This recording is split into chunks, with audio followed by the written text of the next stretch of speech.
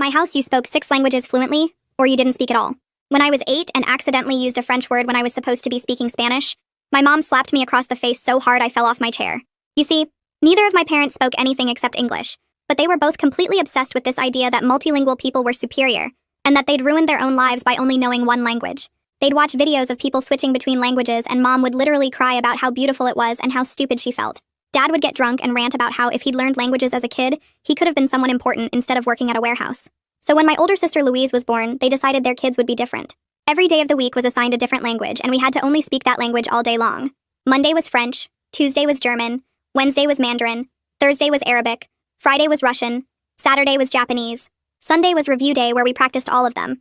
If you accidentally spoke English or mixed up languages, you got punished immediately. It was either no dinner, locked in your room for hours, or sometimes Mom would make you write lines in the language you messed up. We had tutors coming to the house every single day after school. My parents couldn't understand anything the tutors were teaching us, but they'd sit there watching us like hawks to make sure we looked like we were learning. My brother Wyatt was 11 and already having panic attacks before his lessons because the tutors would report to our parents if we weren't progressing fast enough. Mom and Dad would record us and send the videos to distant relatives and post them online like, "Look at our genius children." If anyone complimented our language skills, they would act like they'd personally accomplished something amazing, even though they couldn't understand a word we were saying. When I turned 13, Mom and Dad sat me down and told me I had exactly 2 years to become fluent in all 6 languages, or they were sending me to a boarding school in Europe that specialized in intensive language learning. They showed me the brochure and it looked like a prison. Kids in uniform sitting in silent classrooms with no phone calls home and no visits for the first year. Dad said, "We've already contacted them and they're expecting you unless you prove you can do this." I was already studying like 4 hours a day after school, and I was exhausted all the time. My grades in regular school were tanking because I was too tired to focus on anything except languages. Wyatt was falling apart too, and he'd started having nightmares about the tutors. One day I just snapped. During my Mandarin lesson, I started making up complete gibberish that sounded vaguely like Mandarin, and told the tutor I'd been practicing with some advanced materials. The tutor looked confused and asked me to repeat myself. I just kept going with the fake language, stringing together sounds that meant nothing. When my parents asked how the lesson went, the tutor said I'd been speaking something he didn't recognize. I told my parents it was a regional dialect I'd learned from videos online, and that the tutor clearly wasn't educated enough to understand it. For like 2 weeks, I got away with it. I'd just speak nonsense during my lessons and tell my parents the tutors weren't qualified to test me properly. Wyatt caught on and started doing it too. We were finally getting some relief. Then Mom and Dad brought in experts. Real linguistics professors from the university who spoke all 6 languages fluently. They tested us for hours and figured out immediately that we'd been faking. When the experts told my parents we'd been speaking gibberish, Dad went absolutely insane. He grabbed all our language books and threw them at us one by one. Mom was screaming about how embarrassed she was and how we'd made them look like fools. They grounded us for 2 months and doubled our study time. Now we had tutors in the morning before school and at night after school and all weekend. I was getting maybe 3 hours of sleep and I started falling asleep in class. I couldn't take it anymore. I went to my school counselor and showed her the bruises on my arms from where Dad had thrown books at me. She called Child Protective Services and they removed me and Wyatt that same day. We stayed with a foster family for 2 months and it was the first time in my life I could just speak English whenever I wanted. I didn't have to think about conjugating verbs or remembering tones. Wyatt started sleeping through the night, and I actually started enjoying school again. Then Mom and Dad showed up at family court with their lawyer and all 6 of our tutors. The tutors testified that we were actually making good progress and that multilingual education was beneficial for children. They brought in the linguistics professors who said that while our parents' methods were strict, we were genuinely learning, and that removing us from that environment would waste years of progress. Louise testified that she was grateful for her upbringing, and that Wyatt and I were just being lazy. The judge ruled that we had to go back home. That night, Dad sat us down at the kitchen table and said, "From now on, there is no more English in this house. You speak the 6 languages, or you don't speak at all." I sit there frozen, my hands pressed flat against the kitchen table to stop them from shaking. Dad's eyes move from me to Wyatt and back again, waiting for one of us to mess up, to say something in English so he can prove his point. Wyatt stares down at his lap, and I can see his chest moving too fast, like he's trying not to cry. The silence stretches out so long my ears start ringing. Finally, Dad pushes back from the table and walks out, and Mom follows him without looking at us. I grab Wyatt's hand under the table and squeeze it once before letting go, because even that feels dangerous now. We sit there for maybe 10 more minutes not moving, and then I get up and go to my room where the language schedule is already taped to my door. Monday French, Tuesday German, Wednesday Mandarin, Thursday Arabic, Friday Russian, Saturday Japanese, Sunday review. The same schedule that's been controlling my life since I was little, except now there's no escape at all. I change into pajamas and get into bed even though it's only 8 o'clock because I don't know what else to do. Through the wall I can hear Wyatt moving around in his room, and I press my palm against the wall wishing I could tell him we'll figure something out, but I don't even believe it myself. The next morning, Mom wakes us up at 6 instead of 7, and when I stumble into the kitchen, there are new schedules taped to every single wall. Kitchen, living room, hallway, bathroom, even inside the pantry. Everywhere I look, I see those 6 languages staring at me. Mom points to the Monday French schedule and says something in French that I'm pretty sure means we're starting now. I force my brain to switch over and respond in French that I understand, and she nods and hands me a bowl for cereal. Wyatt comes in looking half asleep, and Mom snaps at him in French to wake up, and he flinches but answers back in French. We eat breakfast in French, get ready for school in French, and even though I've been doing this for years, it feels different now. Heavier. Like the words are made of rocks I have to carry around. At the school, I can finally speak English again, and it's such a relief I almost cry in homeroom. But by Tuesday night, I'm so tired I can barely think. The German tutor leaves at 7, and I still have 2 hours of homework in German, and I'm staring at verb conjugations that keep blurring together. My head drops forward and I jerk awake. Then it happens again. The third time I don't wake up until Mom is shaking my shoulder hard enough to hurt. She's yelling at me in German, and I try to focus on what she's saying, but my brain feels like mud. She makes me sit at the table and finish every single problem, standing over me the whole time to make sure I don't fall asleep again. When I finally finish, it's almost midnight, and I have to be up in 6 hours. I drag myself to bed and pass out immediately, and then the alarm is going off and I feel like I haven't slept at all. At the school the next day, I can barely keep my eyes open during math class, and my teacher asks if I'm feeling okay, but I just nod and try to sit up straighter. Wednesday night, I wait until everyone is asleep, and then I sneak into the kitchen where our backpacks hang by the door. My hands shake as I tear a tiny piece of paper from my notebook and write in English, "We'll get through this together." Just seeing English words that I chose to write, not because someone forced me, makes my throat tight. I fold the paper as small as it will go and slip it into the front pocket of Wyatt's backpack, then hurry back to my room before anyone catches me. Thursday morning is Arabic day, and I'm exhausted before breakfast even starts. We sit at the table conjugating Arabic verbs out loud while Mom watches us, and I see Wyatt's hand go to his backpack pocket. He pulls out the tiny folded paper and his eyes get wide. Mom is looking down at her phone so she doesn't notice when he reads it. For just a second, Wyatt looks at me and gives the smallest nod. So small I almost miss it. And then he goes back to reciting Arabic verb forms like, nothing happened. But that tiny connection, that moment where we acknowledged each other in our real language, feels like the only true thing in this whole nightmare. I want to cry and smile at the same time, but instead I just keep conjugating verbs in Arabic and pretend everything is normal.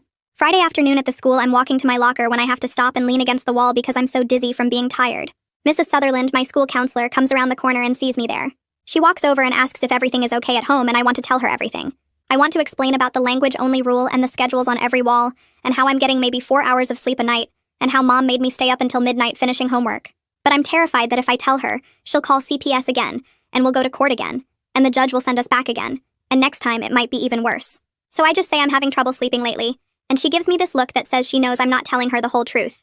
She asks if I'm sure, and I nod and say I'm fine, and she tells me her door is always open if I need to talk.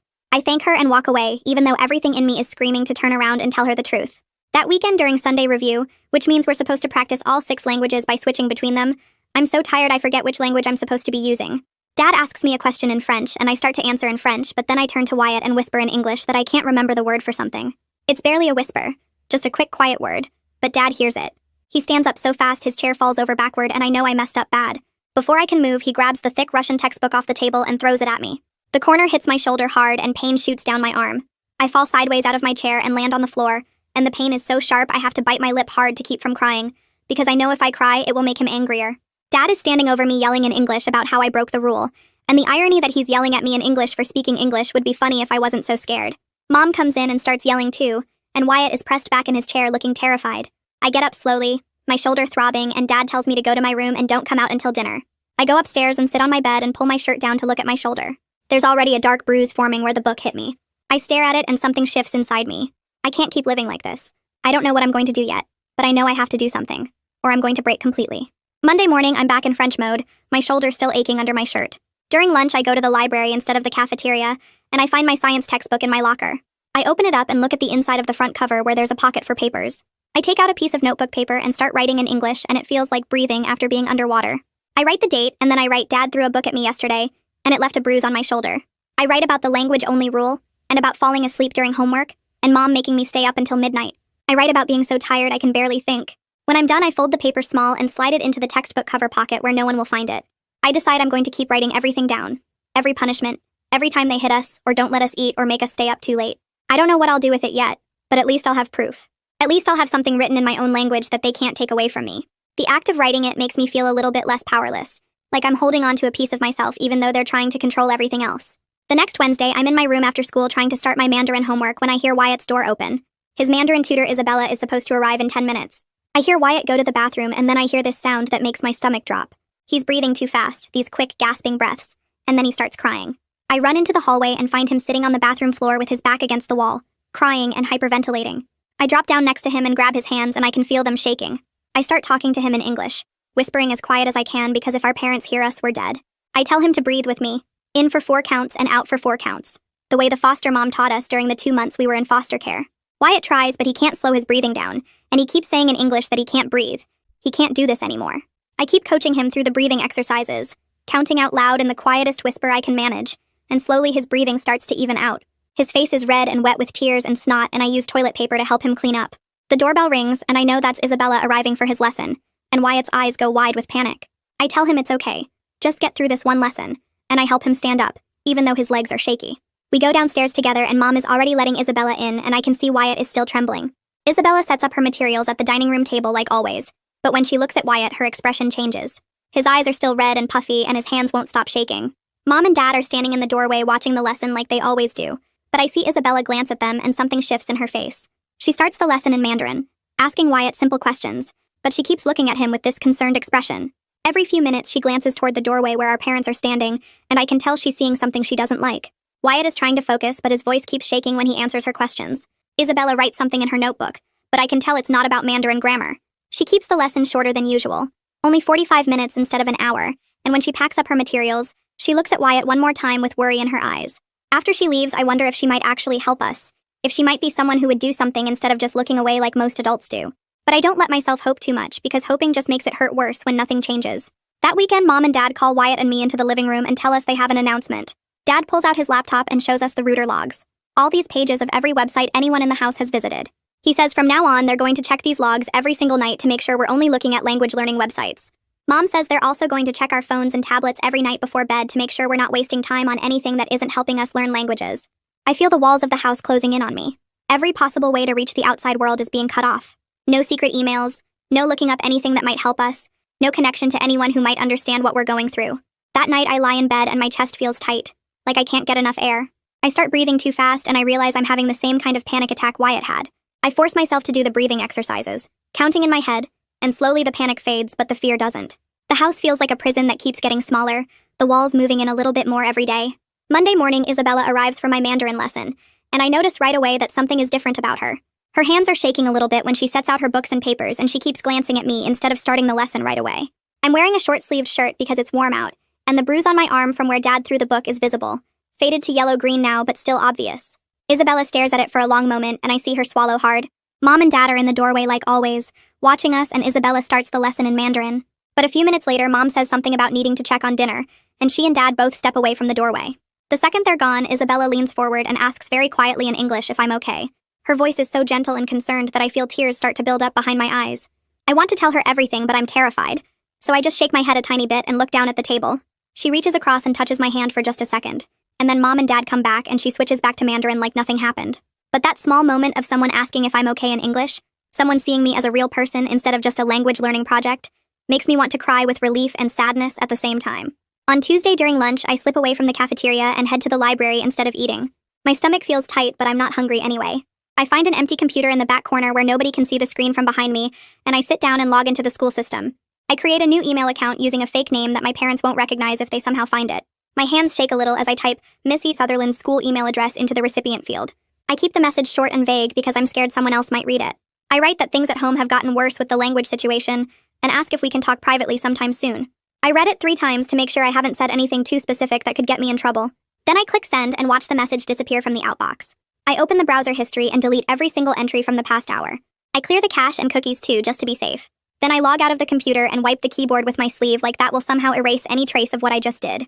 I walk back to the cafeteria and grab an apple from the lunch line even though there's only 10 minutes left in the period. The next day, I check my new email account during study hall, and there's a response from Ms. Sutherland. She says we can meet during my study hall on Thursday, and promises to keep everything we talk about private. Reading those words makes my chest feel less tight for the first time in days. But then I start worrying about what I'm going to say and how much I should tell her. I spend Wednesday and Thursday morning going over it in my head. I practice describing the daily language schedule and the way Mom and Dad punish us when we mess up. I try to find words that will make her understand how bad it really is without sounding like I'm making things up or being dramatic. I'm scared that if I say too much, they'll just send us back home again like the judge did last time. On Saturday morning, Dad asks to see my phone while we're eating breakfast. My whole body goes cold because I forgot to delete the email conversation with Miss Sutherland. He scrolls through my school email and I watch his face get more focused as he reads. I reach across the table and take the phone back quickly and say I was just emailing my science teacher about homework. Dad stares at me for a long moment and I can hear my heart beating in my ears. He grunts and tells me to stay focused on languages and hands the phone back. I wait until he leaves the kitchen and then I delete every single email between me and Mrs. Sutherland. My hands are shaking so bad I almost drop the phone. By Wednesday night, I've made up my mind that I have to tell Mrs. Sutherland everything. I lie in bed after my parents check that I'm asleep, and I whisper to myself about the schedule and the punishments and how tired I am all the time. I try to describe what it feels like to get hit with a book, or to go to bed hungry because I used the wrong language. I want to find the right words that will make an adult understand this isn't normal, and we need help. Thursday afternoon, I go to Miss Sutherland's office during study hall. She closes the door and asks me to sit down.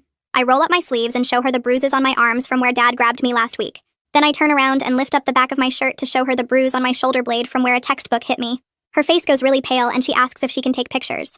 I nod and she uses her phone to photograph each bruise. Then I tell her about the language-only rule and how we can't speak English at all anymore. I describe how Dad throws books at us when we make mistakes, and how Mom makes us go without dinner. Mrs. Sutherland writes everything down in a notebook and her hand is shaking a little. When I finish talking, she looks right at me and says she's going to help us. She promises that this time will be different. I feel something crack open inside my chest and I have to blink really fast so I don't cry. Before I leave, Missy Sutherland opens a drawer and pulls out a small MP3 recorder. She says it's from the Lost and Found and nobody has claimed it in over a year. She shows me how to turn it on and how to hide it in my pocket so the microphone still works.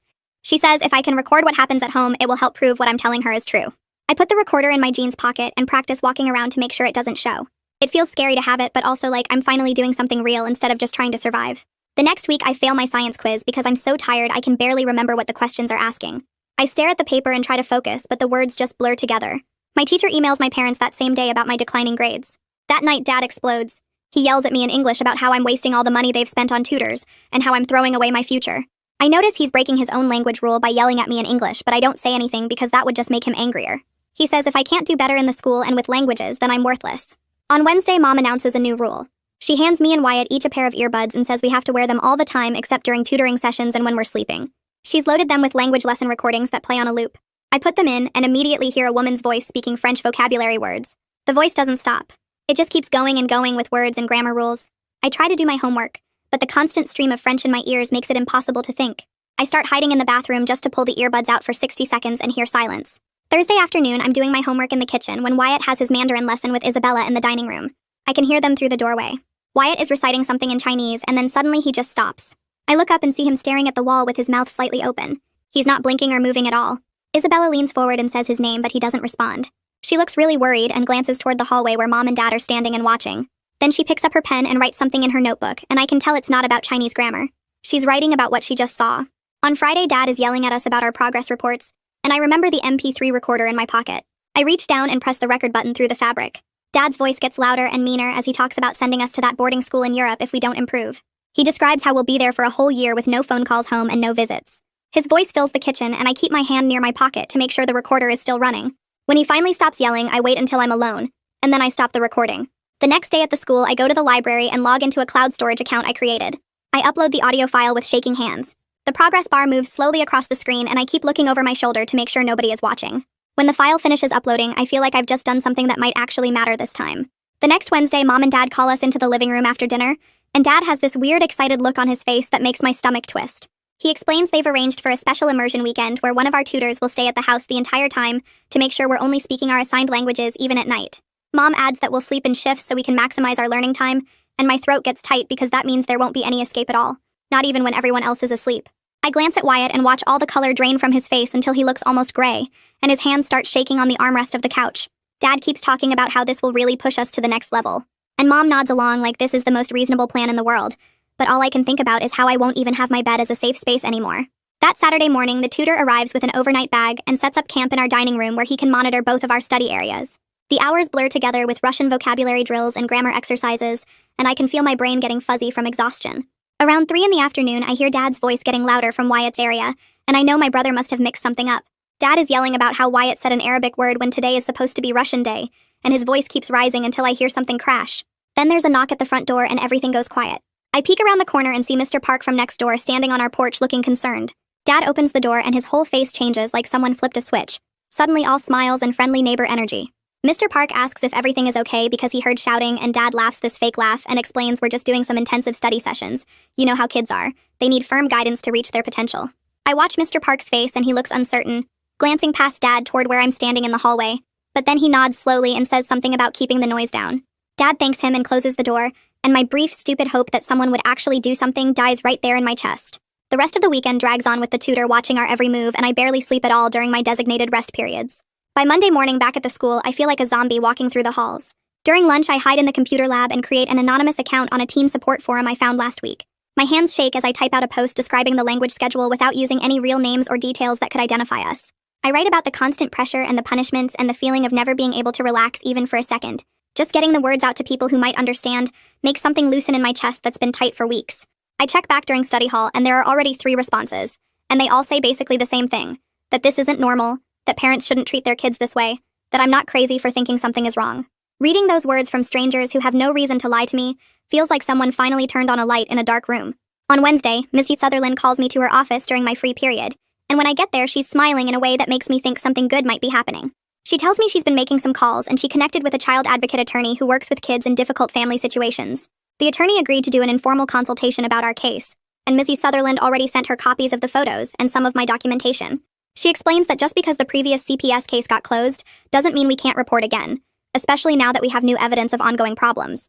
The attorney thinks we might have a stronger case this time with all the documentation I've been gathering, and suddenly I have an actual plan instead of just collecting evidence and hoping. Mrs. Sutherland gives me the attorney's contact information written on a sticky note, and I fold it up small and hide it in my phone case. By Thursday morning, I wake up with a slight fever and my head feels heavy and achy. I tell Mom I think I'm getting sick and ask if I can skip my Arabic tutoring session, but she just feels my forehead and says I'm fine, that I'm probably just tired from the immersion weekend. The tutor arrives at 4, and I sit at the kitchen table trying to focus on conjugations while my head pounds and my throat hurts. Every Arabic word feels like it's scraping against sandpaper, and I have to keep stopping to swallow. The tutor keeps glancing at me with this uncomfortable expression, but he doesn't say anything to my parents who are watching from the living room. I realize in that moment that most adults will just look away rather than get involved, even when they can see something isn't right.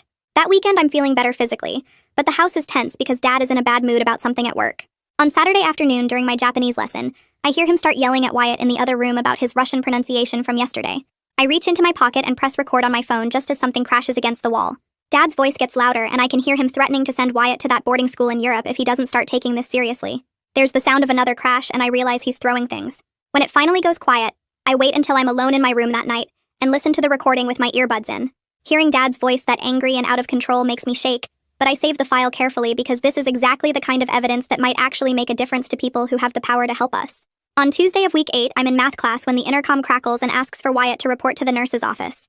I spend the rest of the period worried about what happened, and at lunch I find out from a kid in his grade that Wyatt had some kind of panic attack during science. Apparently he just started hyperventilating and couldn't calm down, and the teacher had to walk him to the nurse. The nurse called our parents to come pick him up, and I watch through the front office windows as Mom arrives looking annoyed. Later, I learn from Missy Sutherland that the school nurse documented everything in Wyatt's file and filed a report with CPS about concerns for his mental health, which means the system is finally starting to pay attention again, even if it's moving slowly. 2 days later on Thursday afternoon, I'm doing homework at the kitchen table when there's a knock at the door. Mom answers it, and I hear her voice go high and fake pleasant as she greets someone. I look up and see a woman in business clothes with a CPS badge clipped to her belt, and my heart starts racing. This is an unannounced visit, which means they're actually taking things seriously. I watch Mom and Dad transform right in front of my eyes into concerned, reasonable parents who just want the best for their children. They invite the caseworker in and show her our study schedules posted on the walls, explaining their philosophy about the importance of multilingual education in today's global society. Dad pulls out the tutor's contact information and credentials like he's presenting evidence of their dedication to our future. Mom talks about high academic standards and how sometimes kids need structure and discipline to reach their full potential. The caseworker nods and takes notes and asks us a few questions, but with our parents standing right there, I can't say anything real.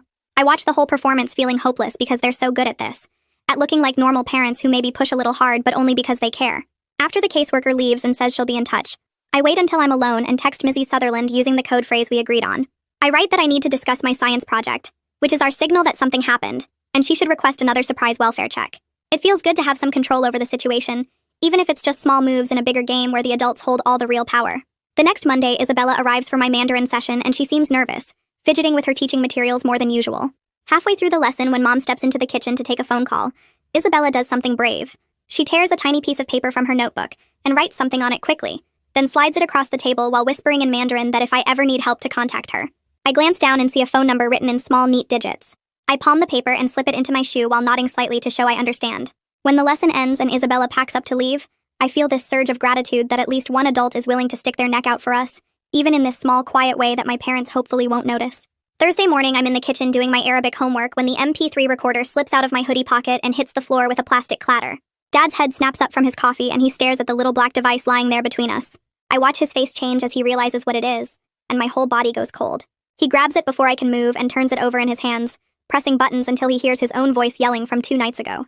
The recorder explodes against the kitchen counter and pieces of plastic scatter across the floor like shrapnel. Dad's screaming about betrayal and spying and how dare I record my own family. His face turning red as he picks up chunks of the broken device and throws them at me. One piece hits my cheek and I feel a sharp sting, but I don't move or speak. I just stand there watching my evidence plan fall apart in front of me. All those hours of careful documentation destroyed in seconds. Mom comes running and demands to know what's happening, and Dad shows her the broken pieces, explaining what I've been doing. She starts crying about trust and how they've given us everything, and this is how we repay them. I keep my mouth shut about the cloud backups and the school Chromebook, because if they knew about those, they'd take everything away. I let them think they've won, that they've destroyed my only way of gathering proof. Dad grounds me for a month and takes my phone right there, going through it to delete anything suspicious. But he doesn't find the cloud account because I used a different login. That night, I lie in bed thinking about all the recordings that are still safe online, all the evidence they don't know exists. By Friday, I've completely changed my strategy, and I'm using the school Chromebook during study hall to record conversations through its built-in microphone. The technology teacher showed us how to use the recording software for a project last month, and now I'm putting that knowledge to work. I create a new folder with an innocent name like History Research and save all my audio files there with timestamps. Every day, I upload everything to the cloud before I leave school, so even if they take the Chromebook away, the evidence is preserved somewhere they can't reach. The whole system feels like a lifeline, the only way to prove what happens behind our closed doors when no one else is watching. I become really methodical about it, keeping a spreadsheet of what I've recorded and when, making sure I capture different types of incidents so there's a pattern. During lunch, I sit in the library and organize my files, creating a timeline of abuse that someone official might actually believe. The librarian asks what I'm working on, and I tell her it's a family history project, which isn't exactly a lie. I test the microphone quality and figure out how to reduce background noise so the voices come through clearly. It's like I'm building a case against my own parents, and the thought makes me feel guilty and powerful at the same time. That weekend, Mom and Dad set up a live stream for distant relatives who want to see how much we've progressed with our languages. They position a camera in the living room and make us sit on the couch in nice clothes while cousins and aunts and uncles log in from different time zones. For 2 hours we perform, switching between French and German and Mandarin on command, answering questions about grammar and pronunciation. I can see the viewer count climbing and Mom and Dad beaming like they've created something amazing. During a break when they think the camera is off, Mom pulls me aside and hisses in English that I used a French word during the Spanish section. Her hand comes up fast and connects with my face before I can react, the sound sharp in the quiet room. My cheek burns, and I blink back tears while she adjusts the camera and calls everyone back for more demonstrations. What I don't know until later is that one of my online forum friends is watching the live stream and catches the whole thing. She screen captures the moment with Mom's hand in motion, and my face twisted in pain, then another shot showing the red mark on my cheek. She sends me the images through a private message with a note saying she's sorry this is happening and asking if I'm safe. The evidence I didn't even plan for lands in my inbox like a gift, proof that someone outside our house witnessed what goes on here. On Monday morning before school, Wyatt corners me in the hallway and whispers that he's been thinking about running away. His eyes are red like he's been crying, and he tells me he can't take it anymore, that he'd rather live on the streets than spend another day in this house. I pull him into the bathroom and lock the door, trying to talk sense into him while keeping my voice down. I remind him we're only 11 and 13 with nowhere to go and no money, that we'd end up in way worse situations than we're in now. He argues that anything would be better than this, but I can see the fear behind his words, the desperation of a kid who just wants the pain to stop. I convince him to trust my plan to build enough evidence for CPS to remove us permanently this time, even though I'm not completely sure I believe it myself. I show him some of the screenshots and tell him about the audio files saved in the cloud, about the child advocate attorney who's reviewing everything. Wyatt's hands shake as he looks at the images on my phone, and I realize how much pressure I'm putting on him by asking him to hold on. I promise him that if the plan doesn't work in 2 more weeks, we'll figure something else out together. He nods slowly and wipes his eyes, and we leave the bathroom separately so no one gets suspicious. All day I watch him in the hallways between classes, making sure he doesn't bolt, praying he can hold it together just a little longer. That Wednesday, I lock myself in the bathroom after dinner and carefully photograph the bruises on my ribs from where Dad shoved me into the table edge the night before. I make sure the date and timestamp are visible in the corner of each image, taking multiple angles to show the full extent of the damage. The bruises are dark purple and yellow, spreading across my side in the exact shape of the table corner. I pull up my email on my phone and compose a message to the child advocate attorney through the secure address Miss Sutherland gave me. Writing out exactly how I got each injury makes me feel clinical and detached, like I'm reporting on someone else's life instead of my own. I describe the argument that led to the shove, the impact of my body against the wood, the pain that made it hard to breathe for the next hour. I attach all the photos and hit send before I can second-guess myself. The email disappears into the internet, and I sit on the bathroom floor wondering if anyone will actually do anything with this information, or if it'll just get filed away with all the other reports that didn't help us the first time. Mom bangs on the door asking what's taking so long, and I flush the toilet for effect before washing my hands and coming out. That night, the bruises throb every time I move, but I don't take any pain medication because I want to remember exactly how this feels. By Thursday afternoon, I get an email from the attorney saying she's filed an emergency motion for an in-camera interview, where Wyatt and I can talk to the judge privately without our parents present. She explains that this is our chance to tell our story directly to the person who makes decisions about our placement, that the judge will ask us questions about what's been happening, and we need to be completely honest. I feel hope and terror in equal measure because this could either save us or make everything so much worse if it doesn't work. If the judge doesn't believe us or thinks we're exaggerating, we'll go right back home and our parents will know we tried to get away again. The thought of their reaction if we fail makes my stomach hurt. I forward the email to Wyatt with a short message telling him to be ready to tell the truth when the time comes. He responds with just a thumbs up emoji, but I know he's as scared as I am. That night I can't sleep, running through everything I want to say to the judge, trying to find words that will make an adult understand how desperate our situation really is. Everything changes on Friday when Mom and Dad call us into the living room before breakfast and announce they're withdrawing us from the school to homeschool us. Dad explains that public school is interfering with our language education, and they've decided we'll learn better at home with full-time tutors. Mom adds that this way they can monitor our progress more closely and make sure we're not wasting time on subjects that don't matter. I realize immediately what's happening, that they somehow know something is going on, and they're trying to cut off our access to mandated reporters like Mr. Sutherland. Without school, we'll have no way to contact anyone outside the house, no opportunity to document what happens or send evidence to the attorney. We spend the whole weekend trapped inside with no phone access and no computer time except for supervised language practice. The walls feel like they're closing in, and I watch Wyatt retreating into himself, barely speaking even during meals. I try to catch his eye to signal that we'll figure something out, but he won't look at me. Sunday night, I lie awake thinking about how perfectly they've isolated us, how smart they were to realize the danger and shut it down before we could escape. What I don't know is that Mrs. Sutherland files a new report with CPS on Monday morning, citing the suspicious timing of our sudden withdrawal from the school. She documents the pattern of our parents pulling us out right after the emergency motion was filed, noting that this appears to be retaliation and an attempt to prevent us from accessing help. She includes copies of all the evidence I've given her and requests an immediate welfare check. I have no way of knowing any of this is happening because I'm stuck at home with no contact with the outside world, but later I'll learn that she refused to let our case drop just because we disappeared from campus. She calls the attorney and they coordinate their efforts, building a case even without our direct involvement. Mrs. Sutherland tells the caseworker about the bruises she photographed, the audio recordings, the pattern of escalating abuse, and insists that our removal from the school is itself evidence of danger. The homeschool schedule is absolutely crushing, with tutors arriving at 8 in the morning and staying until 8 at night. Mom or Dad supervises every single moment, sitting in the room during lessons and watching us during breaks. I can't even go to the bathroom without one of them standing outside the door, asking what's taking so long if I'm in there more than 2 minutes. Wyatt and I communicate only in desperate glances across the table, trying to convey support and solidarity without words. The French tutor comes at 8, followed by German at 10, Mandarin at noon, Arabic at 2, Russian at 4, and Japanese at 6. We get 15-minute breaks between sessions to eat something quick and use the bathroom. My brain feels like mush by the end of each day, unable to absorb any more vocabulary or grammar rules. At night, I collapse into bed too exhausted to even think about escape plans or evidence gathering. The isolation is complete and suffocating. Every hour accounted for. Every moment monitored. Late Tuesday night, I wake up at 2 in the morning and realize everyone else is asleep. I slip out of bed as quietly as possible and creep downstairs, avoiding the creaky spots on the stairs that I've memorized over the years. I unlock the back door and step into our backyard, the grass cold and wet under my bare feet. I pull out my phone, which I'd hidden in my pillowcase, and check for Wi-Fi signals. Our neighbor's network isn't password protected, and I connect immediately, my hands shaking as I open my email. I send quick updates to Miss Sutherland and the attorney explaining that we've been withdrawn from the school and are being homeschooled with constant supervision.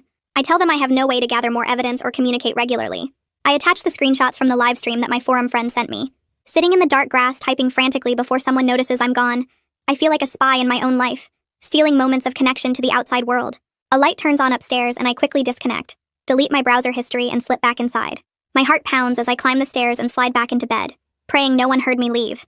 The phone goes back in its hiding spot, and I lie there in the dark, knowing that message might be my last contact with anyone who can help us. On Wednesday, I wait until everyone is at lunch and slip into the hallway bathroom with my phone. My hands shake as I open the camera app and switch it to video mode. I walk back to the dining room where the dent in the wall is still visible from where Dad threw that book at Wyatt last week. I grab a ruler from the kitchen drawer and hold it up next to the dent, making sure both are clearly in frame. I hit record and speak quietly but clearly into the phone. I say the date, the time, and explain what caused the damage. My voice sounds weird and formal like I'm giving a report, but I figure that's what you're supposed to do for evidence. The ruler shows the dent is about 3 inches deep and the paint is cracked around the edges. I film for maybe 30 seconds, then stop and watch it back to make sure everything is visible. The video feels like insurance, like proof that this is really happening and I'm not making it up or exaggerating. I upload it to the cloud account immediately and delete it from my phone just in case Dad checks my device again. My heart pounds the whole time I'm doing this because if they catch me gathering evidence like this, I don't know what they'll do. Thursday evening, I'm in the middle of my Russian lesson when I hear a car pull into the driveway. The tutor keeps going, but I can see Mom and Dad both get up and look out the window. Their faces change in a way that makes my stomach drop. Mom walks to the front door and I hear her voice go high and fake polite. Dad joins her and I catch the words police officers through the doorway. The tutor stops mid-sentence and we all just sit there frozen. A woman's voice asks if she can come in and speak with the children. That's the CPS caseworker from before. I recognize her tone. Mom says, of course, they're always happy to cooperate, but her hands are clenched into fists at her sides. Two police officers come in behind the caseworker and suddenly the whole energy of the house shifts. Dad can't hide his anger even though he's trying to smile. His jaw is tight and his voice has this edge to it. The caseworker asks to speak with Wyatt and me separately, and our parents immediately start objecting. They say we're in the middle of important lessons, that this is disruptive, that they weren't given proper notice. But the caseworker just looks at the police officers and one of them steps forward slightly. Dad's mouth snaps shut. Mom's fake smile gets even more stretched. The caseworker says it won't take long and asks us to come with her to the kitchen. I feel the power dynamic shifting slightly. Like maybe this time they can't just perform their way out of it. During the interview, the caseworker sits across from us at the kitchen table while one officer stands by the door. She asks Wyatt how he's doing and he just stares at his hands for a long moment. Then he starts crying. Not quiet tears, but full sobbing that makes his whole body shake. He tells her about waking up every night from nightmares about the tutors.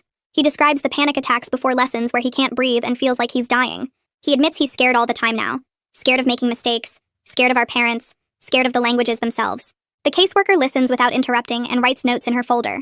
She asks if he's seen a doctor about the panic attacks and he shakes his head. She asks if our parents know how bad it's gotten and he says they just tell him to work harder. I watch my little brother finally tell the truth about how much he's suffering, and I feel proud of him, and heartbroken at the same time. The caseworker closes her folder and says she's recommending an immediate medical evaluation. She says a doctor needs to assess his mental health and that our parents will be required to take him within 48 hours. Wyatt looks at me with this mix of relief and terror on his face. Our parents are forced to take us to the pediatrician the next Monday. We sit in the waiting room and Mom keeps coaching us in whispered French about what to say if the doctor asks questions. Dad reads a magazine but his leg bounces up and down the whole time. When we finally get called back, the doctor examines Wyatt first while I wait outside with our parents. The appointment takes almost an hour. When Wyatt comes out, his eyes are red but he looks calmer. Then it's my turn and the doctor asks me questions about sleep, appetite, stress levels. She's nice but professional, taking notes on her computer. She doesn't directly accuse our parents of anything, but she documents everything carefully. At the end, she tells Mom and Dad that Wyatt shows elevated anxiety symptoms consistent with chronic stress. She recommends therapy and possibly medication if the symptoms continue. She notes it all in his chart with today's date. It's not enough to trigger immediate action, but it adds to the growing documentation of harm, another piece of evidence in the case we're building. On the drive home, Dad grips the steering wheel so hard his knuckles turn white. By Wednesday, the attorney has secured an appointment at the Child Advocacy Center for forensic interviews, scheduled for the following week. The caseworker calls to tell us and explains what will happen. Someone specially trained will talk to us about our home situation in a comfortable room with recording equipment. She says to just tell the truth and that the interview will be used to help the court understand what we're experiencing. After she hangs up, I spend days preparing myself mentally to tell everything to a stranger. I practice in my head what I'll say about the language schedule, the punishments, the fear that's constant now. I think about which recordings to play and which photos to show. Knowing this might be our last real chance to escape makes every moment feel heavy. Wyatt asks me what he should say, and I tell him just to be honest about the panic attacks and nightmares. At night, I lie in bed going over every detail I need to remember, every piece of evidence I've collected, every moment that proves this isn't normal. My mind won't shut off because I'm terrified of forgetting something important. Early Monday morning, before anyone else is awake, I sneak out of the house and walk to the school to retrieve a flash drive I'd hidden in my locker with copies of all my evidence. The sun is just coming up and the streets are empty and quiet. My breath makes clouds in the cold air. The walk takes about 20 minutes and the whole time I keep looking over my shoulder expecting to see Dad's car. The school building is locked, but I know which side entrance sometimes doesn't latch properly. I slip inside and the hallways are dark and echo with every step. My locker combination takes 3 tries because my hands are shaking. The flash drive is right where I left it, taped to the back panel behind my textbooks. I grab it and shove it deep in my pocket.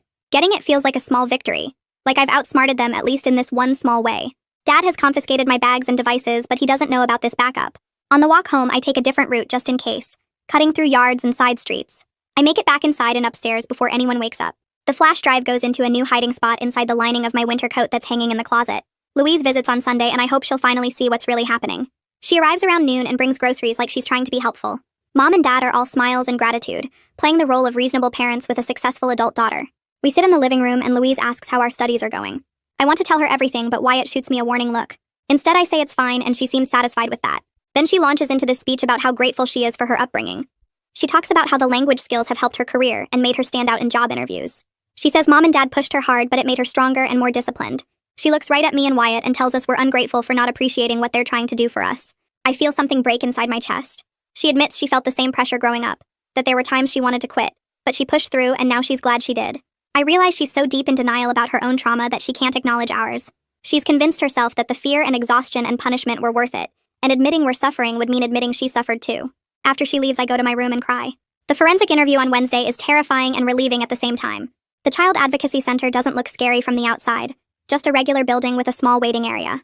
A woman introduces herself as the interviewer and leads Wyatt and me to separate rooms. Mine has comfortable chairs and soft lighting and toys on shelves, even though I'm too old for toys. The interviewer sits across from me and explains that everything is being recorded, but it's just for the court, not for my parents to see. She asks me to tell her about my home life, and I start with the language schedule. I explain Monday through Sunday, the different languages, the punishments for mistakes. She doesn't interrupt or look shocked, just nods and asks gentle questions. She wants to know specifics about the punishments, so I describe the slapping, the thrown books, the bruises. I show her photos on the flash drive. Then I tell her about the recordings I've made and she asks if I can play some. I choose the one where Dad is threatening us about the boarding school. His voice fills the room, angry and mean, and when it ends, she just nods like she understands exactly how serious this is. We talk for almost 2 hours. She asks about school, friends, sleep, food, everything.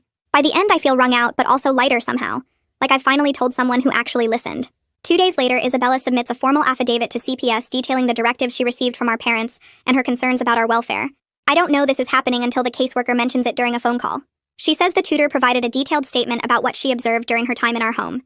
Reading her statement later through the attorney, I learned she documented Wyatt's panic attacks during lessons, the visible injuries she saw on both of us, and the extreme pressure we were under. She wrote about how our parents monitored every session but couldn't understand what was being taught. She described the fear she saw in our faces and the way we flinched when our parents entered the room. She noted that the language instruction was far beyond age-appropriate levels, and that the schedule allowed no time for normal childhood activities. Knowing she was paying attention the whole time makes me feel less invisible, like at least one adult saw what was really happening and decided to do something about it. The emergency hearing happens the following Tuesday, and the attorney tells us to dress nicely. We sit in a courtroom that's smaller than I expected, just the judge and some lawyers and a court reporter. The judge reviews all the evidence, including the recordings, photos, medical documentation, and witness statements. She listens to parts of the audio files through headphones, and her face stays neutral, but her eyebrows go up at certain points. She reads Isabella's affidavit and the pediatrician's notes. She asks the caseworker questions about the home visits and the sudden withdrawal from the school. Our parents sit with their lawyer looking tense and angry. When the judge finally speaks, she says she's ordering a safety plan. Our parents have to re-enroll us in the school immediately, attend parenting classes twice a week, and submit to unannounced home visits from CPS. She says any violation of the plan will result in immediate removal. She also orders that we continue therapy and that the language tutoring schedule must be reduced to no more than 1 hour per day total. It's not removal, and part of me is disappointed, but it's more protection than we had before. Mom and Dad have to sign the plan right there in front of the judge. Walking out of the courthouse, I feel like maybe things might actually get better, or at least less worse.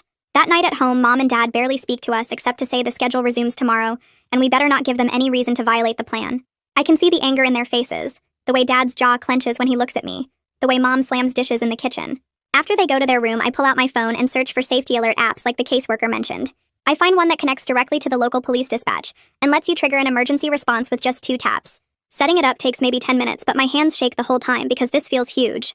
The app sits on my home screen now. A little red button that means I have power I never had before. I can call for help instantly if Dad throws something or Mom locks us in our rooms. The thought makes my chest feel less tight, like I can actually breathe properly for the first time since we came back from foster care. Wyatt asks what I'm doing, and I show him the app, explaining how it works. His eyes go wide and he nods slowly, and I can tell he feels the same relief I do. We're not completely helpless anymore.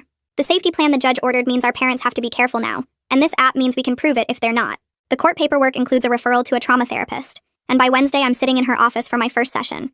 The therapist is maybe 40 with glasses and a calm voice, and her office has soft lighting and comfortable chairs that don't feel like a doctor's office. She asks me to tell her about what's been happening, and I give her the short version about the languages and the punishments and the removal, and having to go back. She listens without interrupting, and when I'm done, she explains that what I'm experiencing is a normal response to ongoing stress and fear.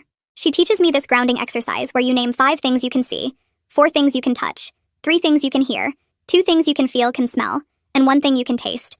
We practice it together, and by the end, I feel more present in my body instead of floating somewhere above it. She says my racing heart and trouble sleeping and constant anxiety aren't signs that I'm broken or weak. They're my body trying to protect me from danger that's actually real. Hearing that helps somehow. Like maybe I'm not as messed up as I thought. Maybe if I get away from the danger, my body will calm down eventually. She gives me a worksheet with more exercises to practice at home, and we schedule another session for next week. Everything falls apart the following Saturday during Wyatt's morning tutoring session. I'm in my room doing homework when I hear Dad's voice getting louder downstairs, that particular tone that means he's about to lose control. I grab my phone and open the safety alert app just in case, then creep to the top of the stairs to listen. Dad is yelling at Wyatt for messing up a grammar structure in Mandarin, saying he's not trying hard enough and wasting everyone's time. The tutor tries to calm him down, but Dad ignores her. Then I hear the sound of something hitting the wall and Wyatt crying out. I don't even think. Just hit the emergency button on my phone twice like the app showed me. A message pops up saying police have been notified and my location has been sent. I run downstairs and find Wyatt on the floor holding his arm, and Dad standing over him with a textbook in his hand. The tutor looks shocked and scared. Mom comes running from the kitchen asking what happened. I step between Dad and Wyatt and tell him I called the police and they're coming right now. Dad's face goes from red to pale in about 2 seconds. He starts saying it was an accident and Wyatt is fine and I need to call them back and cancel. I don't move. Wyatt is still crying and I can see a red mark forming on his shoulder where the book hit him. The tutor quietly packs up her materials and says she needs to leave. Mom begs her to stay and explain that this was just a misunderstanding, but the tutor walks out without looking back. We wait in horrible silence for maybe 15 minutes until 2 police officers knock on the door. They come in and ask what happened and I show them the safety alert I triggered. They ask to speak with Wyatt alone, and he tells them Dad threw the book at him during his lesson. The officers take photos of the mark on his shoulder and the book on the floor. They write down the tutor's name and contact information. One officer tells Dad that throwing objects at a child violates the safety plan, and they're documenting this incident for the court.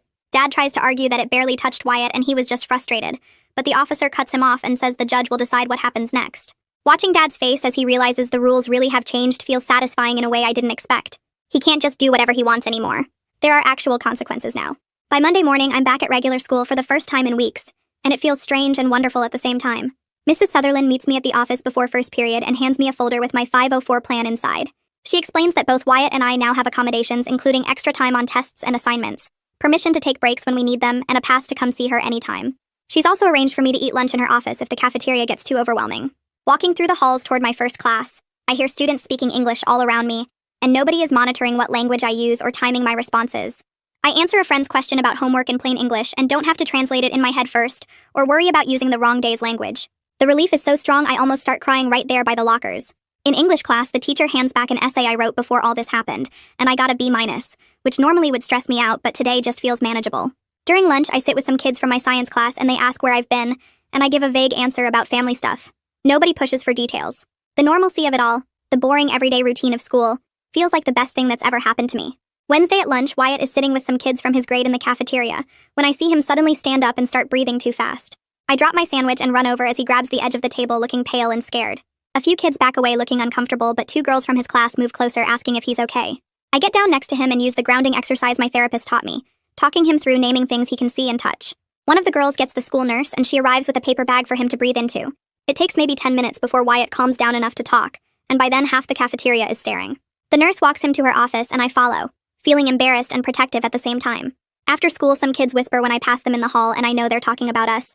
But that night I check my messages and 3 different students have sent me supportive texts, saying they hope Wyatt is okay, and asking if there's anything they can do to help.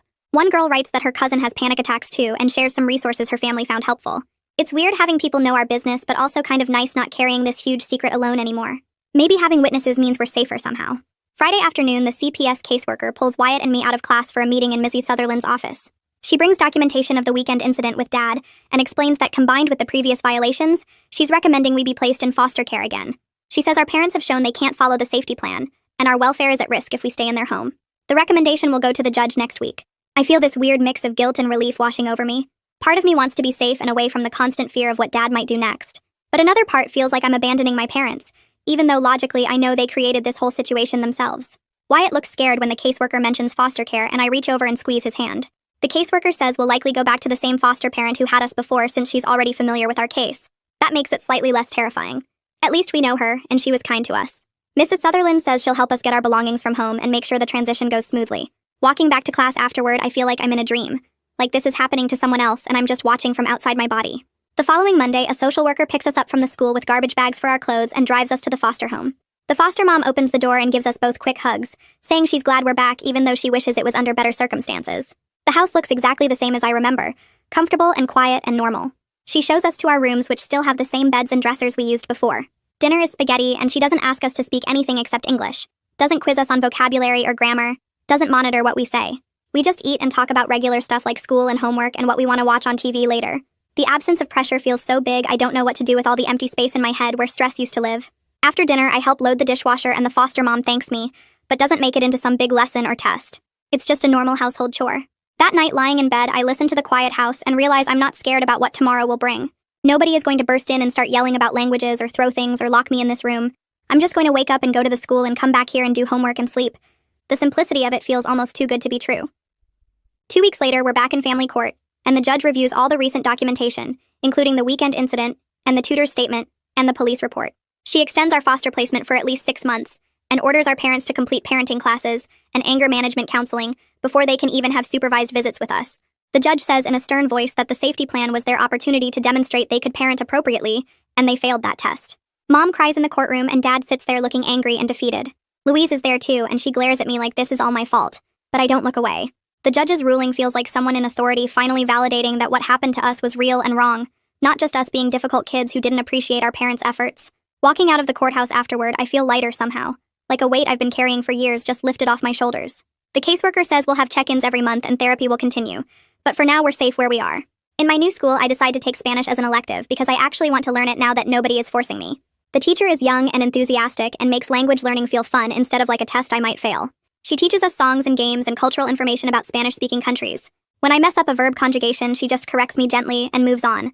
No punishment or anger or disappointment. The other students in class are learning at different speeds, and nobody treats that like a moral failing. I realize that language learning can actually be enjoyable when it's your choice, and when mistakes are treated as normal parts of the process. During one class, we watch a video about a festival in Spain, and the teacher asks what we think about it, and I answer in English without even thinking about it, and she's totally fine with that. The freedom to use whatever language I need to express myself feels revolutionary. Maybe someday I'll actually become fluent in Spanish, but it'll be because I chose it, not because someone threatened me into it. After 3 weeks in foster care, Wyatt starts sleeping through most nights without waking up from nightmares. His therapist tells the caseworker he's making good progress even though he still has bad days sometimes. I watch my little brother slowly relax and act more like a normal 11-year-old, laughing at dumb jokes and playing video games and complaining about homework in ways that feel wonderfully ordinary. He's still anxious sometimes and loud noises make him jumpy, but he's not having panic attacks every other day anymore. Seeing him get better makes me feel like we made the right choice even though it was terrifying to trigger that app and call the police and basically blow up our family. The foster mom says healing isn't linear and we'll both have setbacks, but the important thing is we're safe now and have time to figure out who we are without constant fear. Some days I still feel guilty about what happened to Mom and Dad, but then I remember the bruises and the thrown books and Wyatt crying before his lessons, and I know we couldn't have kept living that way. We saved ourselves, and maybe that's enough for now. 6 weeks later, Mom and Dad finished their court-ordered parenting classes, and the judge approved supervised visits at a family center downtown. The first visit happens on a Saturday afternoon, and I sit across from them at a table with plastic chairs, while a social worker named Mrs. Avery watches from a desk in the corner. Mom keeps her hands folded on the table, and Dad asks how school is going in this weird formal voice like we're strangers at a job interview. I tell them school is fine, and Wyatt says his math teacher is nice, and there's this horrible silence where nobody knows what to say next. Mom starts crying quietly, and Dad puts his hand over hers but doesn't look at us, and the whole thing lasts exactly 1 hour that feels like 6. Walking out to the foster mom's car afterward, my phone buzzes with a text from Louise that's really long, like 3 screens worth of words. I read the first part where she says she's sorry we got hurt, but she still thinks languages are beautiful, and maybe Mom and Dad just loved us too much in the wrong way. The rest is her explaining how she turned out okay, and how she's grateful for what she learned even if the methods were harsh. I don't know what to say back, so I just save the message in a folder and tell myself I'll think about it when I'm ready. Maybe in a few months or maybe never. One evening after dinner, I'm sitting on the bed in my foster room with my laptop, and I open the support forum where I first posted months ago, asking if my situation was actually abuse. I create a new anonymous account and start typing out everything that happened from the beginning with the 6-language schedule through the removal and court and coming back here. My fingers move fast across the keyboard, and I don't stop to edit or make it sound good. Just let the whole story pour out in one long post that takes me almost an hour to write. I read it over once to make sure I didn't include any identifying details, then hit submit before I can change my mind. Within 20 minutes, people start responding with comments like, "This is absolutely abuse," and "I'm so glad you're safe now," and "Your parents need serious help." Someone shares a similar story about their mom forcing them to practice violin 8 hours a day, and another person says they reported their parents for educational abuse too. Reading through the responses makes my chest feel warm and tight at the same time, because these people believe me and understand, and nobody is saying I'm being dramatic or ungrateful. There's no happy ending to write because Mom and Dad are still doing supervised visits, and Wyatt still has nightmares sometimes, and I don't know if our family will ever be normal. But typing out the truth and having people see it matters in a way I can't fully explain. Walking home from my Spanish class the next Wednesday, I practice saying, "Me gusta aprender español," out loud to myself, then immediately switch to English and say, "I like learning Spanish," just because I can. Nobody is monitoring which language comes out of my mouth or timing how long I stay in each one or threatening punishment if I mix them up. The freedom to choose feels like something I stole back from Mom and Dad, like reclaiming a part of myself they tried to own. I think about how healing probably isn't about forgetting what happened or pretending it didn't mess me up, but about deciding who I want to be now that I'm safe. Maybe I'll keep learning Spanish because I actually enjoy it, or maybe I'll quit and try something completely different like art or music. The point is, it's my choice now, and that's what matters most. So yeah, that's basically it. Nothing scripted, nothing perfect, just me talking through it. Thanks for sticking around. It's always chill sharing these with you. Catch you again if you swing back by.